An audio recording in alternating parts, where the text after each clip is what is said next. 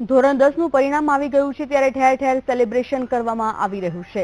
વાત કરીએ વડોદરાની તો વડોદરા જિલ્લાનું 66.32% પરિણામ આવતા સ્કૂલમાં વિદ્યાર્થીઓએ જશ્ન મનાવ્યો હતો અને વડોદરામાં 126 વિદ્યાર્થીઓ સારા પરિણામ સાથે ઉત્તીર્ણ થયા છે।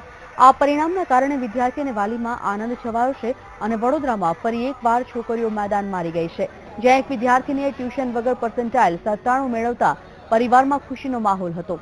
તો સુરત જિલ્લાનું સૌથી ઊંચું પરિણામ આવ્યું। અહીંના શાળાના વિદ્યાર્થીઓએ ઉજવણી કરી હતી। વિદ્યાર્થીઓ ડીજેના તાલે પણ ઝૂમ્યા હતા તો વિદ્યાર્થીનીઓએ ગરબા ગાઈને ઉજવણી કરી।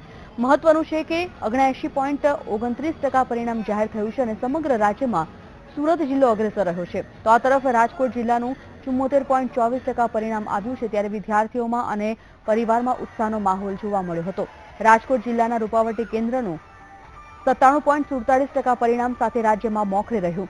જિલ્લાના પરિણામથી વિદ્યાર્થીઓમાં ઉત્સાહ જોવા મળ્યો હતો અને વિવિધ શાળાઓમાં ઉજવણી કરવામાં આવી હતી। તો અમદાવાદમાં ગુરુકૃપા સ્કૂલના અભ્યાસ કરતી ક્રિશ્ચિયન પ્રિન્સીએ 97.85% મેળવ્યા છે, જેથી તેના પરિવારમાં પણ ખુશીનો માહોલ છે।